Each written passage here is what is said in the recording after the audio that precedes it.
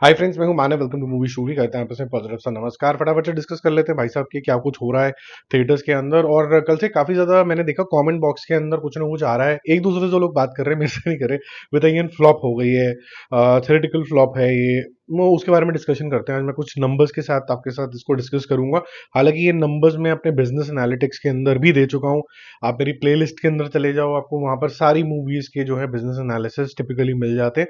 आपको मैं एक बार दोबारा बता दूं कि जब कभी भी आप मूवी को हिट या फ्लॉप बोलते हैं आज के जमाने के अंदर, वो अपने बजट के हिसाब से नहीं देखा जाता है। वो देखा जाता है कि डिस्ट्रीब्यूटर को कितने की पिक्चर बिकी है और उसने ये रिकवर करी कि नहीं करी। एग्जाम्पल के तौर पे, अगर 100 करोड़ रुपए की पिक्चर बनी है लेकिन सिर्फ 20 करोड़ रुपए की डिस्ट्रीब्यूटर को बिकी है पिक्चर, तो टेक्निकली वो 40 करोड़ 35 करोड़ रुपए के आसपास अगर बिजनेस करती है पिक्चर, तो जो थिएटर वाला मालिक है और जो डिस्ट्रीब्यूटर है वो दोनों पैसे कमा लेगा। तो ये एक किस्म की हिट है। और बाकी जो पैसे कमाने वाली बात है कि भाई प्रोड्यूसर किसे कमाएगा, उसके पास बहुत सारे एवेन्यूज हैं आज की डेट में ओटीटी वगैरह के अंदर। तो इसको इस नजरिए से देखना होगा और कोई नजरिया नहीं है इसको देखने का कि भाई आपने लागत जो है उसको रिकवर करेंगे तभी हिट होगी। वो कोई सेंस नहीं बनता आज के ड्रामा में। जिनको ऐसा लगता है उनके दिमाग मेरे ख्याल से थोड़े से बिल्कुल वॉश आउट है, या उनको मैथ समझ में नहीं आता, या फिर नॉर्मल इकोनॉमिक्स भी समझ में नहीं आती है। लोग फिर 20 करोड़ की ही पिक्चर बनाएंगे अगर सिर्फ थिएटर एक मीडियम होता। उनको पता है कि वो रिकवरी कर सकते हैं, इसलिए पिक्चर को और बेहतरीन बनाने के लिए और मिठाई डालते हैं उसके अंदर, यानी पैसा डालते हैं। अब बात करते हैं देवारा का डे 26। फटाफट से करेंगे, बाकी ज्ञान बहुत ज्यादा हो गया स्टार्टिंग में। कल 75 लाख करे थे, आज भी 75 लाख करे थे। इसका टोटल है 287 करोड़ रुपीज नेट और 417 crore rupees world wide. Makers के 100 करोड़ रुपए और ऐड कर लो इसमें। वितयन की बात करते हैं जो आज का टॉपिक था, डे 13 के अंदर है 1.75 करोड़ रुपीज। कल 2 करोड़ किया था टोटल नेट इंडिया के अंदर। 138.7 करोड़ रुपीज है। वर्ल्ड वाइड जो कलेक्शन है वो लगभग लगभग है 240 करोड़ रुपीज, जिसके अंदर 80 करोड़ रुपए जो है वो वर्ल्ड वाइड से आए हैं। ठीक है, अब 2 मिनट का पॉज लेते हैं। ये 300 करोड़ रुपए के बजट पे बनी है, इसका मतलब ये नहीं है कि 300 करोड़ रुपए की रिकवरी भी करनी पड़ेगी।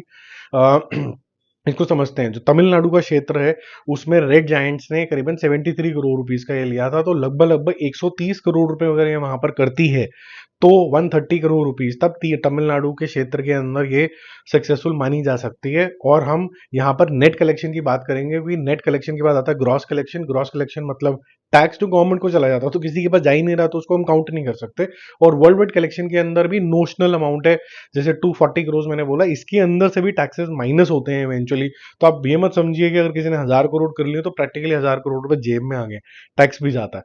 ठीक है, तो अभी हम 2 मिनट के लिए समझते हैं कि अगर जिस मूवी का जो टोटल कलेक्शन है 138.75 करोड़ है, और उसको तमिलनाडु अलोन में, सिर्फ तमिलनाडु तमिलनाडु के अंदर अगर 135 करोड़ कमाने हैं, तो उसने बड़ी मुश्किल से तो ऐसे नेशनल लेवल पे पैसे कमाए हैं जो वो पूरा सूरा हो पाएगा। तो मेरे ख्याल से ये सही बात है कि ये मूवी जो है थ्योरेटिकल अगर हम देखें, हालांकि इसका रन खत्म नहीं हुआ है, हो सकता है कि टीएन के अंदर ये फिर भी ब्रेक इवन कर जाए। बट जैसे तेलुगु मार्केट है वहां पर 17 करोड़ रुपए की पिक्चर बनी है, तो तेलुगु क्षेत्र के अंदर इसको एपी तेलंगाना के अंदर इसको कम से कम नहीं तो 30 करोड़ रुपए का बिजनेस करना पड़ेगा।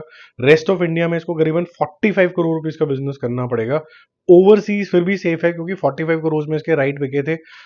इसको अगर 90 करोड़ 85 करोड़ रुपीस के आसपास भी होता तो चल जाएगा, 80 ऑलरेडी हो चुके हैं।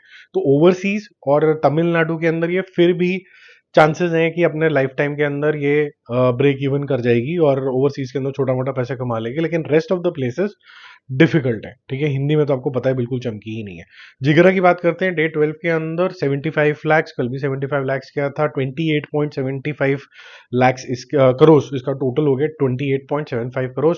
और 47 करोड़ इसका वर्ल्ड वाइड कलेक्शन है। विकी और विद्या का अगर बात करें, उसका भी 75 लाख का बिजनेस हुआ है डे 12 के अंदर। टोटल हो चुका है 35.25 करोड़ रुपीज और वर्ल्ड वाइड कलेक्शन है 48.5 करोड़ रुपीज। दोनों ही 50 करोड़ रुपए के आसपास बिजनेस करेंगी।